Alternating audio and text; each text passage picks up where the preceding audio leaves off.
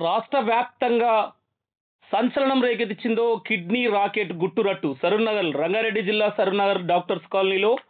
అయితే ఇదే అంశం పైన రంగారెడ్డి డిస్ట్రిక్ట్ డిఎంహెచ్ఓ వెంకటేశ్వర్లు ప్రస్తుతం మనతో ఫోన్ లైన్‌లో అందుబాటులో ఉన్నారు. తన మాటల్లోనే తెలుసుకుందాం అసలు ఏం జరిగింది అక్కడ? అధికారుల నిర్లక్ష్యం అని కొంత ఆరోపణలు వస్తున్న నేపథ్యంలో మొత్తానికి పూర్తి వివరాలు తన మాటల్లో తెలుసుకునే ప్రయత్నం చేద్దాం. వెంకటేశ్వర్లు గారు నమస్తే అండి. సార్ నమస్తే సార్. చెప్పండి సార్ సార్ అసలు చెప్పండి. ఏం జరిగింది రంగారెడ్డి జిల్లా సరూర్‌నగర్‌లో నిన్న కిడ్నీ రాకెట్ గుట్టురట్టు అని ఏదైతే అధికారులు మీరే వెళ్లారు అక్కడికి స్వయంగా అసలు అక్కడ జరిగిందేంటి? ఇప్పుడు యాక్చువల్‌గా మనకి 1:32 మధ్యలో ఒక ఫోన్ కాల్ వచ్చిందండి. హ్మ్. అతను ఎవరు ఏంటి అనేదైతే డీటెయిల్స్ ఏం చెప్పకుండా మీకొక ఇంపార్టెంట్ ఇష్యూ చెప్తాం సార్. మీరు రండి ఇక్కడికి అని చెప్పేసని అనటం జరిగింది. హ్మ్. అంటే సరే అని చెప్పేసని అసలు ఏంటి, ఏంది అనేది మళ్ళీ కొంచెం లోతుగా వాళ్ళని ఇది చేసినప్పుడు ఒక కిడ్నీ ఆపరేషన్స్ చేస్తున్నారు సార్ ఒక చిన్న హాస్పిటల్‌లో హ్మ్. అని చెప్పి చెప్పడం జరిగింది. ఇమ్మీడియేట్‌గా నేను మా డిప్యూటీ డీఎంహెచ్ఓ తర్వాత మెడికల్ ఆఫీసర్ అక్కడ లోకల్‌లో ఉన్నటువంటి వాళ్ళందరిని కూడా అక్కడికి పంపించడం జరిగింది. హ్మ్. పంపించిన తర్వాత ఇమ్మీడియేట్‌గా పోలీస్ వాళ్ళకి కూడా ఇన్ఫర్మేషన్ ఇవ్వమని చెప్తే పోలీస్ వాళ్ళకి కూడా ఇచ్చారు. అక్కడ హ్మ్. ఇన్స్‌పెక్టర్ వాళ్ళు కూడా వచ్చారు. హ్మ్. అప్పుడు మనోళ్ళు ఎప్పుడైతే లోనకి ఎంటర్ అయ్యారో మేనేజ్‌మెంట్, డాక్టర్స్ వాళ్ళంతా కూడా పారిపోయారు అక్కడి నుంచి. ఎవరు హుహుహు. లేరు. ఓన్లీ ఒక ఇద్దరు నర్సులను వదిలిపెట్టేసి వెళ్ళిపోయారు. హ్మ్. అప్పుడు అసలు ఏంది జరిగిందని చెప్పేసంటే వాళ్ళు అక్కడ తమిళనాడు నుంచి ఒకిద్దరు, ఒక కర్ణాటక నుంచి ఒకిద్దరు హ్మ్. పేషెంట్స్ ఉన్నారు నలుగురు. హ్మ్. ఏం జరిగింది వీళ్ళకంటే ఆపరేషన్స్ అయినాయి. మాకు అపెండిక్స్ అయిందని ఒకళ్ళు, గాల్ బ్లాడర్ స్టోన్స్ అని ఒకళ్ళు ఇట్లా రకరకాలుగా చెప్తున్నారు. హ్మ్. అప్పుడు మనం క్లియర్‌గా అసలు ఏంది ఇన్సిషన్ ఎక్కడున్నాయి, ఎట్లుంది, సర్జరీ ఏంటనేది చూసి వాళ్ళ రిలేటివ్స్‌తో కొంచెం గోప్యంగా వాళ్ళకి అర్థమయ్యి అర్థంగా వాళ్ళ భాష మనకు తెలియదు. మన భాష వాళ్ళకి తెలియదు.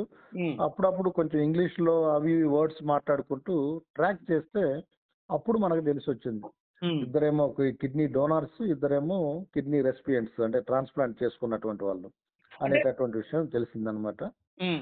అప్పుడు నాకు ఇమ్మీడియేట్‌గా చెప్పారు. సార్ ఇట్లా డౌట్‌ఫుల్‌గా ఉంది సార్. ఈ కిడ్నీ ట్రాన్స్‌ప్లాంటేషన్ జరిగినట్టుగా అని చెప్పేసంటే, అప్పుడు వెంటనే నేను వెళ్తూ మళ్ళీ డీసీపీకి వాళ్ళకి కూడా ఇన్ఫర్మేషన్ ఇచ్చాము. డీసీపీ, ఏసీపీ అందరొచ్చారు. అప్పుడు హ్మ్. నేను వెళ్లి మొత్తం ఇన్వెస్టిగేట్ చేస్తే కిడ్నీ ట్రాన్స్‌ప్లాంటేషన్ జరిగింది అనేది మనకి నిర్ధారణ చేసుకున్నాం అనమాట.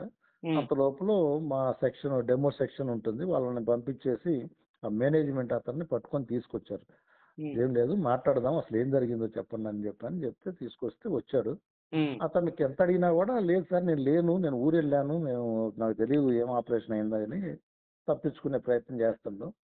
ఇక అయినా కూడా కంప్లెయింట్ చేసి మరి పోలీసులకి ఇచ్చి రైట్. సార్ ఇమ్మీడియేట్‌గా ఫైనల్‌గా అక్కడ ఉన్న డాక్టర్ సర్జరీ ఎవరైతే చేస్తున్నారో ట్రాన్స్‌ప్లాంటేషన్ కిడ్నీది అతని సర్టిఫికేట్స్ తన డిగ్రీస్ జెన్యూనేనా? తను ఎక్కడ కంప్లీట్ చేసారో ఏమన్నా మీరు చూసారా?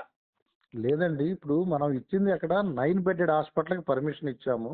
హ్మ్. అది కూడా ఒక డాక్టరు అంటే కజకిస్తాన్‌లో ఎండీ చేసిండు. అతను ఎంబీబీఎస్‌కి ఈక్వల్. హ్మ్. ఒక డాక్టర్ ఏమో సర్జన్ హ్మ్. ప్లాస్టిక్ సర్జరీ చేశాడు. ఇంకొక డాక్టర్ ఏమో ఎండీ ఫిజిషియన్. హ్మ్. వీళ్ళకి మనం పర్మిషన్ ఇచ్చాం.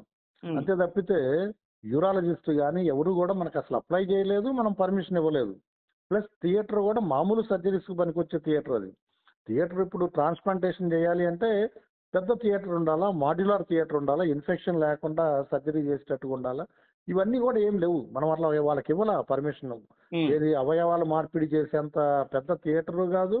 అంత పెద్ద ఐసీయూ ఉండాలా. ఎందుకంటే అవయవాలు మార్చటం అనేది జరిగినప్పుడు ఎలాంటి కాంప్లికేషన్ అయినా వచ్చే అవకాశం ఉంటది.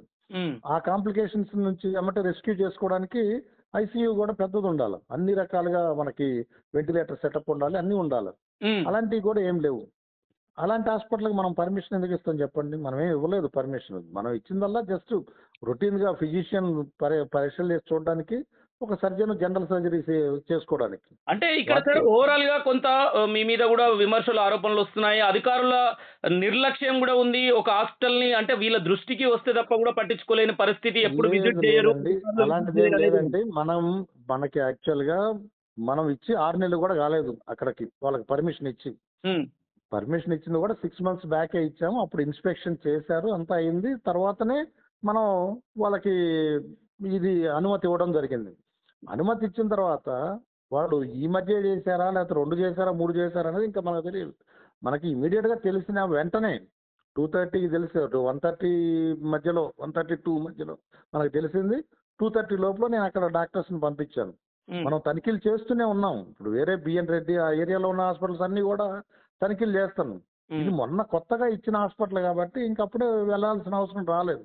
అంతే తప్పితే తనిఖీలు అనేది ఆపట్లేదు మనం. Task force right. ఫైనల్ గా సార్, ఫైనల్ గా మీరు ఈ అలకనంద హాస్పిటల్ విషయంలో ఎలాంటి చర్యలు తీసుకున్నారు, ఇంకా భవిష్యత్తులో ఇప్పటికీ ఎలాంటి చర్యలు తీసుకోబోతున్నారు ఒక డిఎంహెచ్ఓగా?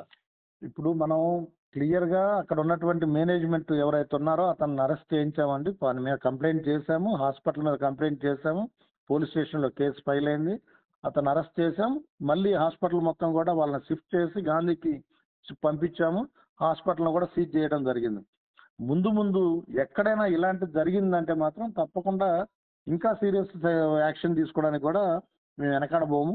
ఎందుకంటే ఎక్కడైనా ఇన్ఫర్మేషన్ మాకు తెలిసిన మేము జనరల్గా తనిఖీలు చేస్తున్నప్పుడు మాకు అంటే వాళ్ళకి ఇచ్చినటువంటి అనుమతి కంటే మించి వాళ్ళ తాహతకు మించి వైద్యం చేస్తున్నారని తెలిసినా కూడా తప్పకుండా చర్యలు తీసుకుంటాం. ఎక్కడా కూడా ఉపేక్షించేది లేదు.